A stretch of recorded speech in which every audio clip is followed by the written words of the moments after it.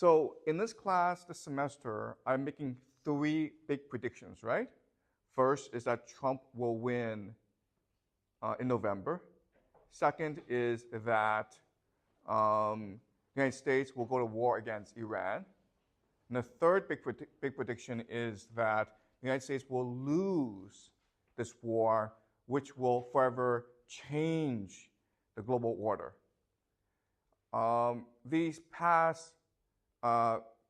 So last class, we looked at one reason why the United States would invade Iran, which is the Israel lobby. And in today's class, we'll look at another reason, which is the defense of empire.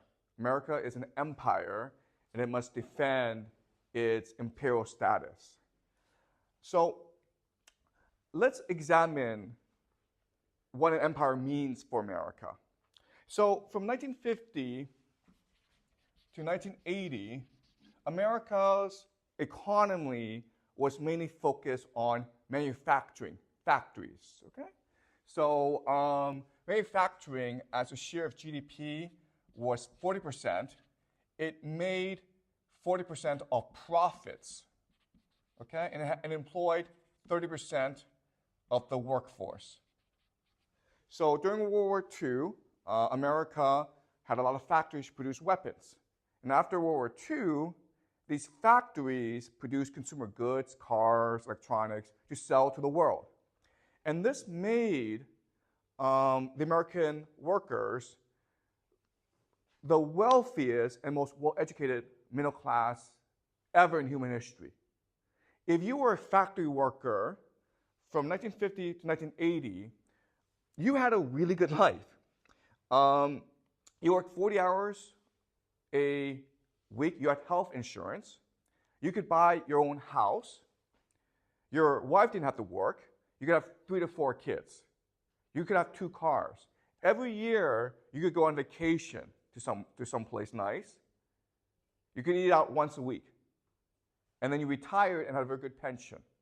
So it was really the best life. And so workers from 1950 to 1980 in America were really the luckiest people on the planet. You were better off actually being born into the middle class in America than you were being born rich in Africa or Asia or South America, okay? But then after 1980, was something called the Reagan Revolution and the introduction of what we call neoliberalism. And remember that we studied neoliberalism before. Neoliberalism is an economic philosophy that believes in the primacy of free markets and deregulation. So after that, we now live in today what we call a financial economy. Okay? The economy has been financialized. And so what does that mean? It means that right now, financial services okay, account for 22% of all GDP in America. Manufacturing has gone down to 10%. So it went down from a high of 40% to now a low of 10%. Financial services is now twice as much as manufacturing. Financial services bring in 40% of all profits. And financial services employs 5% of the total American workforce. Okay? Now, let me explain what these numbers mean. What you're seeing behind these numbers is a radical shift, overhaul, transition in American society. Okay? Let's just look at politics. Politics, governance. From this period, 1950, 1980, American workers had a lot of political power, right? Because they were middle class, they were confident, they participated in politics for unions, okay? Today, most of this power has shifted to the financial services, which basically means Wall Street. And working for Wall Street are what we called the professional managerial elite. Okay, so these are people who live on the coast, San Francisco, New York, Washington, D.C., Boston. They went to elite schools, okay, the Ivy League, and they're multicultural, and right now they're the most powerful political group in America. And this has led to massive political divisions within the country, okay? So it's the first major consequence. Before, it was workers who had a large say over American politics. And now it is Wall Street, the financial sector, and the coastal professional management elite. And so government shapes policies that favors this multicultural elite, financial elite, over at the expense of workers, okay? So that's the first major shift. But then you look at education. And so what I mean by that is that, you know, if you went to a good school, a good university in the 1950s and 1960s, your ambition was to become a professor, right? Or maybe a scientist, or maybe an entrepreneur, or a corporate executive, okay? Nowadays, most people who graduate from these top schools all want to go where?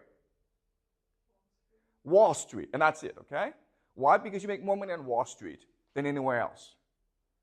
Okay? So you're talking about these PhDs in statistics and artificial intelligence who should be working for IBM, developing the latest technology, right? Instead, they're on Wall Street working for a hedge fund, gambling with other people's money. Okay, so basically the economy has gone from one that is productive or creative to one that is entirely speculative. Okay? So remember that the financial services, all it does is take people's money and gamble with it or invest in it to make more money. Okay? It's not actually productive. It's all it is speculative. Okay? And the smartest people in America, the most well-educated, are all focused on this sector. Okay? And then you look at the economy. And what has clearly changed is that the economy in America has become much more unstable. So in 2001, there was the internet crash, right? The dot-com crash. And in 2008, there was the financial crisis, right? The subprime crash. And then after that, you have all the you have these banks going bankrupt. Okay, I think like this past week, 3 banks went bankrupt in America. This should not be happening. And the reason why this is happening are all these bubbles. Okay.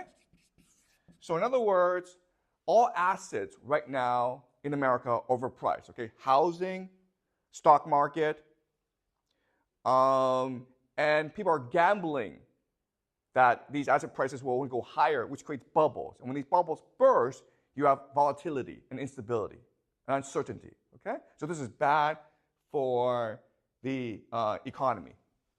And then you have things like inequality, right? So if you look at profits, if you look at wealth generation, the top 1% make much more money than everyone else. And this inequality is only increasing. Okay? So in other words, the financialization of the American economy has been really bad for America. And you can make the argument that it's actually destroying the fabric of American society. Okay? It's making politics much more divisive. It's making the economy much more volatile. The smartest people are engaged in speculative activities. Young people don't want to work. They just want to buy Bitcoin. And you can also make the argument that you're creating a rentier economy. Okay? And the rentier economy just means that if you are young, you can never afford to buy a house. You can only rent, which means that you yourself can never go from, you have no more social mobility, okay? So this overall is really bad for America. Now the question then is, how did America get to this point? How did it transition from a manufacturing economy to a financial economy? And there are different theories out there, okay? There are some economists who say that this is just late-stage capitalism, okay? This is the natural evolution of capitalism. There are some who argue that it is the neoliberalism or the Reagan Revolution that caused this. Okay, when you cut back the role of government, when you emphasize free markets, then you have this situation, the over-financialization of the economy, okay? What I want to show you today is that the real reason is the transition to empire, okay? There's a really simple explanation for why this is happening, and the reason is that after the end of the Cold War, 1991, America became a global empire. It could now set the rules of the game, and it set the rules of the game so that it would always win. And then all money flowed to America, which created all these asset bubbles. Okay? So that's the argument I'm making to you today, okay? So are we clear about what's happening? Any questions so far? Okay, now I want to explain to you how America became an empire. In fact, the most powerful empire in human history, because even though Rome was powerful, it didn't really control the world. Whereas America, the American empire today, controls the entire world, okay? And so, to understand how America became an empire, you have to go back to the founding of America, okay? So in 1776, America declared independence from Britain. And at that time, they had something called the Declaration of Independence.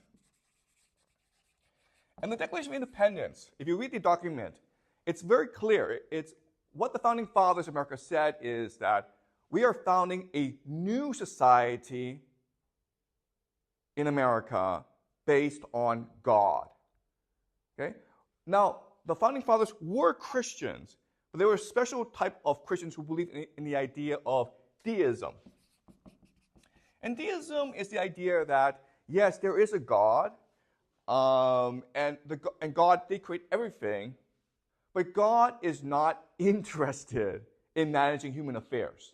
God leaves us alone, which means that we as humans are empowered to create the world we want to create.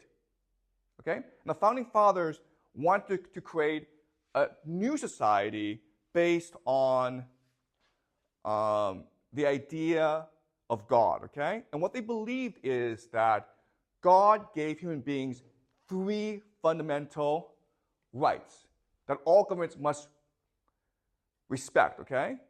And so the famous phrase is, do you guys know the famous phrase?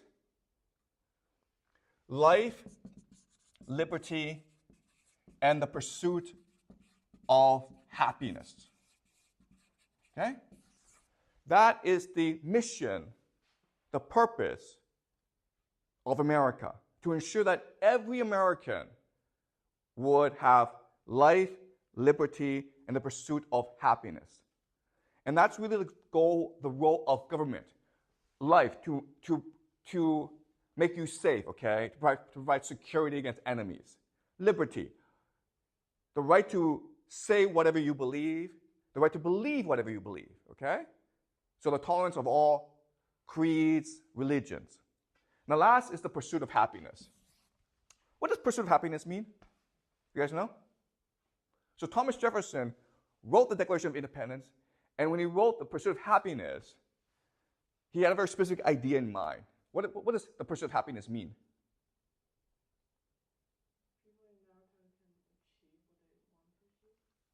Which is what? Okay, so wealth, okay? So in America, your fundamental right, the fundamental purpose of your life is to make as much money as you can, to amass as much wealth as you can. Okay? And the idea here is that in this society, in this new societies, this new experiment called America, if we allow everyone to pursue the creation of wealth, then America will become powerful. Okay? That's the idea. And it turned out that this idea was absolutely correct. Okay? In a very short amount of time, America industrialized very rapidly. And at the end of World War II, America became the most powerful country in the world. Okay? After World War II, it decided that it can now export its philosophy to the rest of the world. So in 1944, there's something called the Bretton Woods Conference. Okay? And so in 1944, everyone knew that Nazi Germany would be defeated, okay, and Japan would be defeated, which would make America the most powerful, the richest nation on the planet, okay?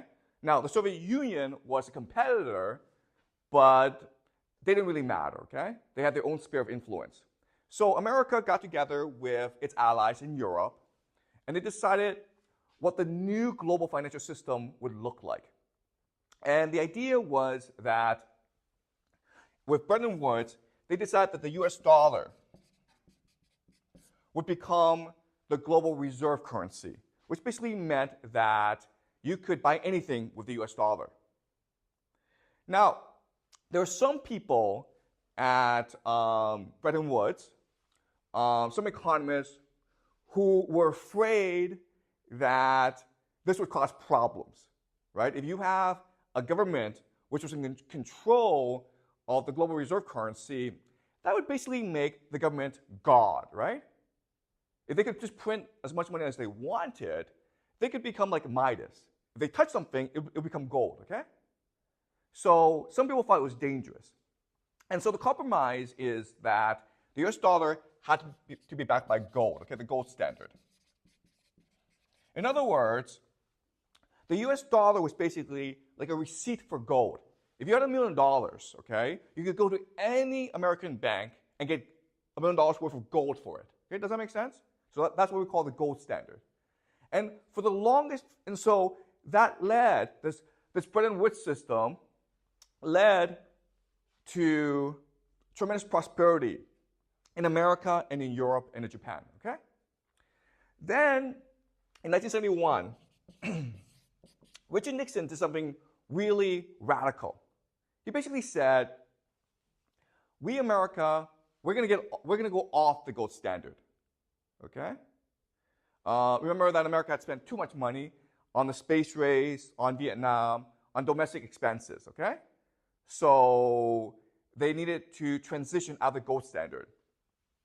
But if you transition out of the gold standard, then how do you ensure the US dollar is worth something? How do you ensure the intricate worth of the US dollar? So they transition from the gold standard to what? Do you guys know? Oil, okay, do you understand? And this is what we call the petrodollar.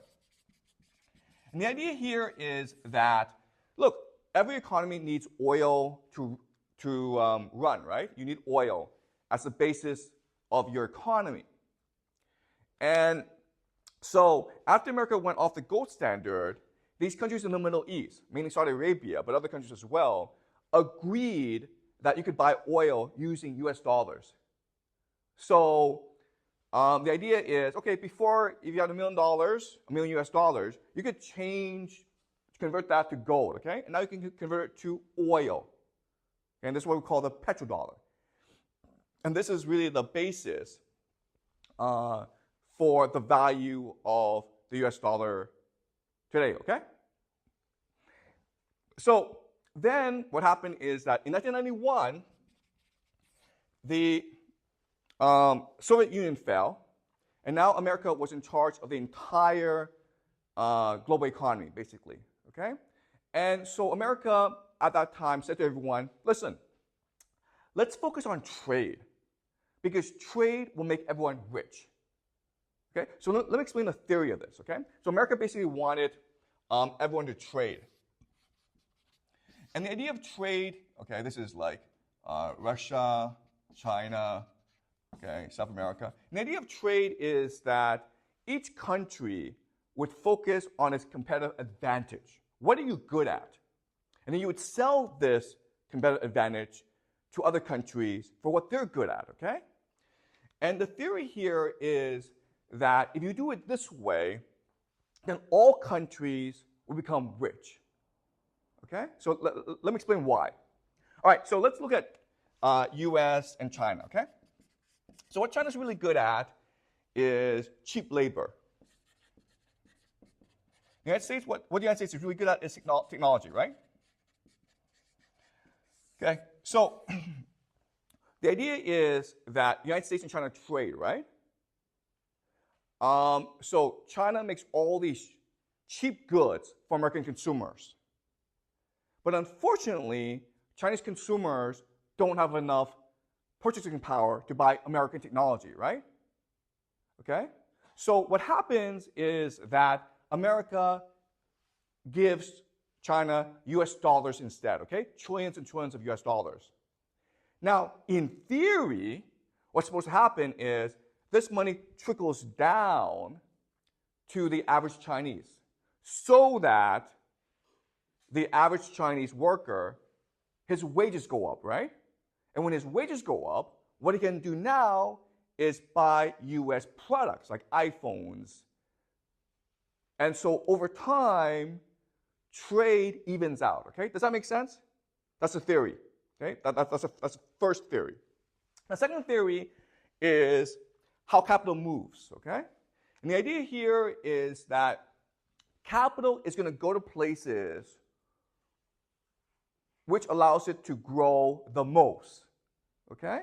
And so the idea is that when you have a globalized world, then what happens is capital from the United States moves to China, right? Because if you invest in China, your capital grows the most. You can buy $1 million house in the United States, or you can buy 10 houses for the same money in China. So you're better off buying houses in China, right? Okay. So these are the two theories. One is that trade will make everyone rich. And second is that capital will move from rich countries to poor countries, okay? And when you actually go to university and you study economics, like Jack will, then you actually have to learn these theories. But in reality, these two theories aren't true, okay? Why not? Why are these two theories true? So the first theory is that if two countries trade, over time, wealth trickles down to everyone in that country, which makes everyone richer. Okay? Is that true for China? No, it's not, okay? Workers' wages have not gone up for the past 30, 40 years. Why? Because of the idea of elite capture. Elite capture. So all the money is captured by an elite group of people. But when that happens, okay, they can't spend it. They can't buy US goods, right? So the only thing they can do is invest it, right? Now, according to this theory, they should invest it back in China because investment in China should allow for more growth than investment anywhere else, okay? But in reality, where do they put their money? In the United States. And why would they do that?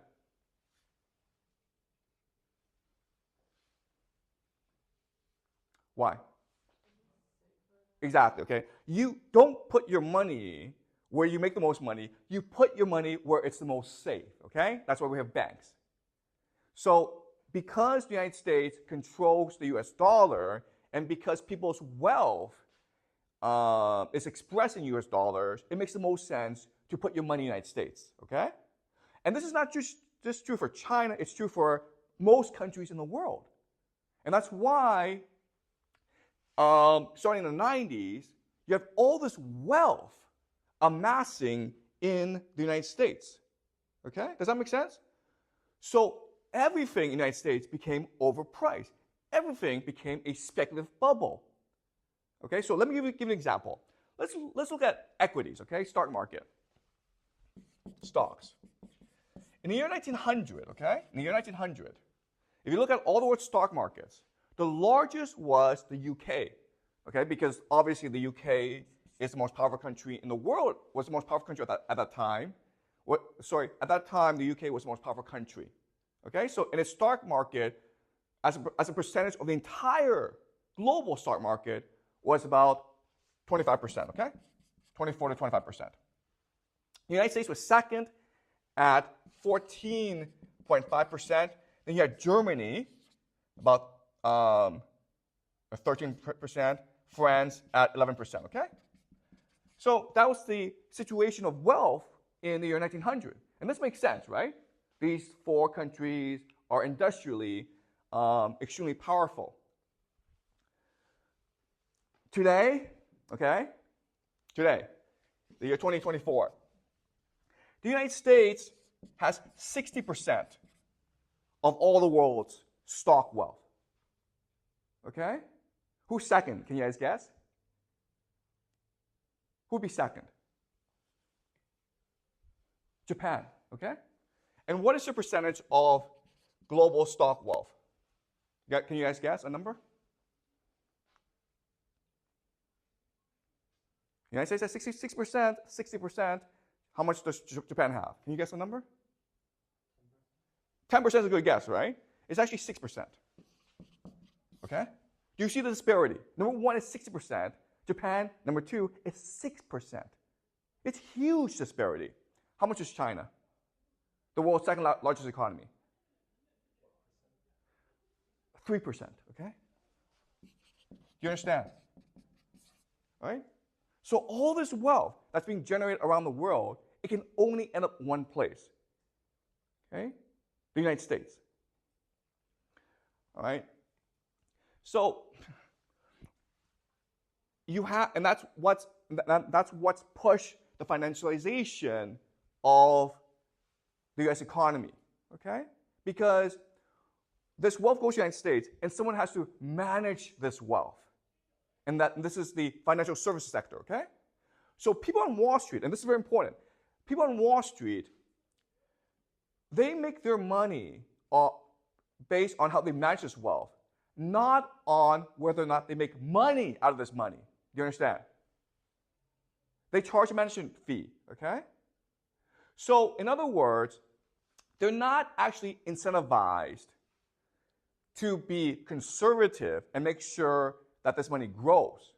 What they're incentivized to do is design riskier and riskier assets and investment opportunities to attract more investment, because then they can take a management fee, a cut. Okay, does that make sense? And that's what's led to so much financial overspeculation over the past 20 years in America. And one of America's biggest problems is the growing national debt, okay? So the government is paying for a lot of government services just by putting money, okay? So right now, the US national debt is about $34 trillion, okay? And this $34 trillion debt, half of it is owned by foreigners, okay? So Japan has about $1 trillion, China has about $800 billion. So they buy US treasuries, okay? So America owes Japan $1 trillion. America owes China $800 billion. And then half of it, the government owes to its people. So the two largest expenses are the military and the pension system, okay? So $34 trillion is a lot of money because the US GDP is about $100 trillion. So the total debt is about a third of America's GDP. And this debt has interest, right? So this debt is growing about 1 to 2 trillion every 2 to 3 months, okay? And all this is saying, okay, these numbers, all they're telling us is there's absolutely no way that America can pay all this debt, okay? So then the question then is, if you're China and you're Japan, why do you have all this debt knowing that America can never pay you back? Or America will at some point default on this debt. Why?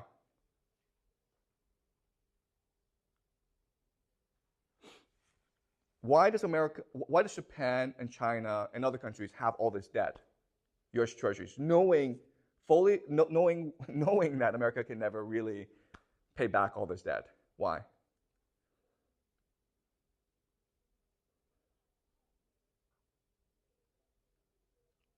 Okay, so there are many reasons, okay? The first reason is that, in theory, Japan and China can always take this debt and buy oil with it, okay? So this is, again, the petrodollar. Second reason is that even though America is in debt, it's still an empire. It's still the greatest military power in the world. So at some point, you feel that the money is safe there, okay? Does that make sense? Because no one can actually challenge America militarily. And the third reason, and this is the most important reason, is there's no place for you to go. You understand? What else? Where else can you put your money? Nowhere, okay? So that's the issue right now. And so in theory, because China and Japan can buy oil with it, and because there's really no place for China and Japan to put this money, in theory, this system can go on forever, okay? So it's possible that maybe in 10 years' time, the debt will be 340 trillion, okay? Who knows, okay? So in theory, this could go on forever, right? Because America's an empire. But then, what happened 2-3 years ago is Russia invaded Ukraine, okay? Russia invaded Ukraine. And why this is important is that this is basically Russia challenging the dominance of the American empire, okay? What Putin is really saying to the United States is, I think your empire is full of lies. Your empire is based on nothing. Your empire is based on the perception that you are invincible in war. Well, I'm going to invade Ukraine and prove everyone wrong, okay? I'm going to show that you, America, are in fact a paper tiger. Okay? And so, if Putin succeeds in his war in Ukraine, then the fundamental understanding of how the world works, that America is an empire, that America is invincible, that the US dollar is safe, will radically change. Okay? It will be destroyed, it will be undermined, it will be subverted. Okay? Does that make sense? So that's why America needs to stop Russia in Ukraine. Okay? Can it stop Russia? Can it stop Russia in Ukraine? How's the war going for America in Ukraine? Pretty badly, okay? I mean, the war's almost over. Okay, so but what America can do, okay, which will solve all these problems, is for America to transition from a financial economy back to a manufacturing economy. Okay? If America just does this, America has nothing to worry about. It doesn't have to worry about the debt. It doesn't have to worry about Russia. It doesn't really have to worry about the world, okay? Because America is a self-sufficient economy, meaning that it has the resources to sustain itself. It doesn't really need to trade with the rest of the world, okay? If America can return to being a manufacturing economy, then it will be invincible. Okay?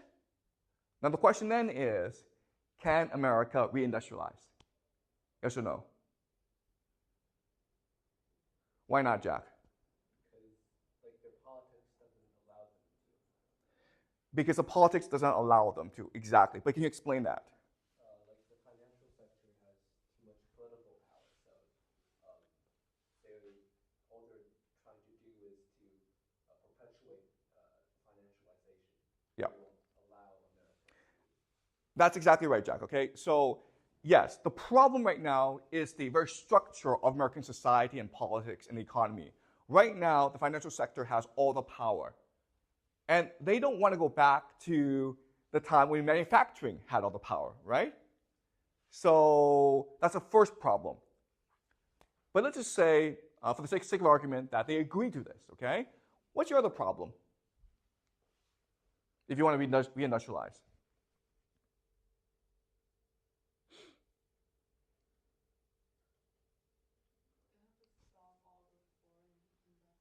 Excuse me? Okay, but all the foreign investment can just go into factories, right? But there's actually a really big problem with reindustrialization, okay? So as Jack says, there will be political resistance to this, okay? But then you have a bigger problem than this, which is what? Okay, guys, the problem with this economy is it creates a speculative mindset, okay? So therefore, no one wants to work hard. No one wants to go to work in factories anymore. Do you understand? If you're a young person, you would much rather spend your time investing in Bitcoin than working in a factory. Do you understand? Because investing in Bitcoin gives you the opportunity to become rich. But if you work in a factory, you have to work hard for 40 years just to buy a house. Okay, does that make sense? So you're not going to find people to work these factories. That's a bigger problem. Okay? And the third problem, of course, is just investment. How do you build these factories? You not only have to build these factories, but you also have to build logistics networks to move goods from one place to the next, okay? Okay? So, in other words, America could reindustrialize, but it's a pain in the ass, right? You're going to face a lot of political opposition, especially from the financial sector. It's very hard for you to get people to work in factories. And plus, where's all this money going to come from, okay? So, if you can't beat Russia in Ukraine, and if you can't reindustrialize, then what can you do to protect the petrodollar and your financial system?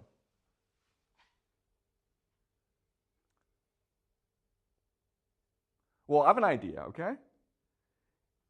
Invade Iran, okay? Invade Iran. Now, why would you do that? And the answer is that, unfortunately, of all the options out there, okay, because America can't just sit back and let its empire collapse, right? Of all the options out there, invading Iran happens to be politically the easiest to do, okay? You can't go fight a war against Russia because Russia has nuclear weapons. You cannot reindustrialize because there'll be too much political opposition towards that. Plus, it'll take you about 50 years to reindustrialize. But if you invade Iran, well, you accomplish three things, okay? The first thing is you show the world that you're still the top dog. Your military is still invincible, okay? So if you're a foreign investor in America, you have $1 trillion US dollars, you feel safe, okay? You don't think the US dollar will collapse. Okay? That's the first thing. To show the world that America is still the world's foremost military power, therefore the US dollar is safe, okay? Second is oil, right? What is the US dollar based on? Oil, right? Well, if you control oil, then you don't have to worry about people abandoning the US dollar. Okay, does that make sense? Okay, and it happens that the Middle East produces 40% of the world's oil. And Iran is the world's fourth largest oil exporter. But when you take over Iran, you also control Iraq as well. You control that entire area, okay? And the third thing about invading Iran is trade, okay? So that area, most of the world's trade has to pass through that area, right? So invading Iran would allow you to control the world's shipping lanes, okay? So that would be the theory behind invading Iran, okay? But the motivation would be to save the American empire. Because if Putin wins in Ukraine, then America is going to look weak. It's going to look like a paper tiger, okay? And in this situation, as the empire, you have to act. Today, you have a lot of countries in Africa who are rebelling against the Western powers, France, basically, and America. Why? Because they think that Putin is now in charge, okay? Why did October 7th, why did Hamas attack Israel? I guarantee you that if it were not for the war in Ukraine, Hamas would not have done such a thing, okay? For the longest time before the war in Ukraine, there was a perception in the world that America was militarily invincible. No power, no country could ever dare stand up against the United States. And by invading Ukraine, Putin has proved everyone wrong, okay? That the United States can be defeated. And so what the United States must do now is prove to the world, nope, we're still militarily the greatest power in the world. Okay, does that make sense? Okay? And again, it must do so to protect its financial economy. Otherwise, there's a very good chance that this financial economy will implode onto itself. Okay? If China, Japan, other countries pull out of the U.S. financial sector, okay? If they sell their U.S. treasuries, not only will America face a sovereign debt crisis, but it will lose access to easy money, okay? Easy money. And the problem in America today is that America is an empire addicted to easy money, okay? People are so used to just sitting around and making millions of dollars that they cannot imagine or tolerate a day when they would have to go back to working hard, okay? So it's this addiction to easy money which will drive America to invade Iran. Okay? Does that make sense? Okay, any questions? So if all the money goes to America, how do they manage it since maybe they're like the end of all the money? Okay, so all this money coming to America, how is it managed? Okay, so this is actually very complicated, okay? Because again, the financial sector is very large. But if you have US dollars, then your options are you can invest in the stock market, you can invest in houses, okay? The problem today is because there are too many rich people in the world, and all this money is going to America, all assets are bubbles now, okay? So the irony of all this is that you feel that your only option is to invest in America, but when you do this, you're actually losing value, okay? And that's why the system is not really sustainable.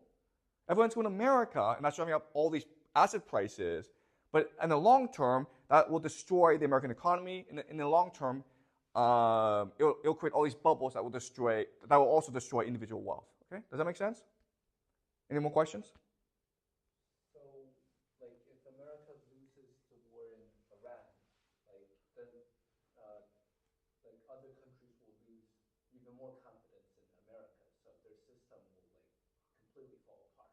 Okay, so Jack asked a great question, which is like, listen, if going to Iran is all about restoring confidence in the United States, well, if America loses the war, then that would destroy even more confidence, okay? And so this is the problem of empires.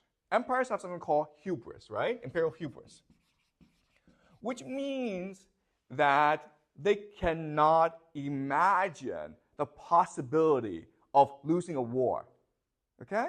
So why is that? Okay, there are two reasons, okay? There are two reasons. The first reason is that what an empire is, it's a force that imposes reality onto others, okay? An empire makes you see the world the way the empire wants you to see the world. Okay, does that make sense? Which means there's no feedback loop. which means that you cannot actually tell the empire what you think. Your voice doesn't matter. Which means that an empire, it's not possible for an empire to imagine the possibility of it ever collapsing. You understand? If it could, it would never collapse. Okay, that's the first problem. Second problem is that, okay, let's do a thought experiment. If you had a choice, would you rather be smart and strategic or stupid and arrogant? If you had a choice in an ideal world, would you rather be smart and strategic or stupid and arrogant? Okay, the answer is stupid and arrogant because it makes you feel good, okay? Stupid people feel good about themselves, right? Smart people get depressed. They doubt themselves. They question themselves, and that makes you feel bad. Most people in an ideal world would want to feel good about themselves always, okay? So when you are an empire, you want to be stupid and arrogant because it makes you feel good. Okay, does that make sense? Okay? But that's why empires collapse, because once they have too much power, they become stupid and arrogant. And they refuse to consider the possibility that they could be wrong. Okay? Does that make sense, Jack? Okay? Any more questions? So did the empire start when they start to trade with the world or when the bubble started? Okay, the American empire has been building for a long time. Okay, so you can make the argument that the empire really started after World War II, because now America controlled half the world. And then it became dominant after the end of the Cold War, when the Soviet Union collapsed. And at that time, okay, before the collapse of the Cold War, America had to behave itself. And the reason it had to behave itself was it wasn't afraid of the Soviet Union, it was afraid of communism, right? That's why from 1950 to 1980, they treated their workers so well, because they were afraid of a worker revolt, right? So the real threat was not the Soviet Union, the real threat was communism as an opposing ideology to capitalism. Unfortunately today, there's no opposing ideology towards capitalism, okay? And that's why America can do what it wants. It does not fear any enemies, it does not fear internal revolt. Okay, does that make sense? Okay, all right, so I'll see you guys next week.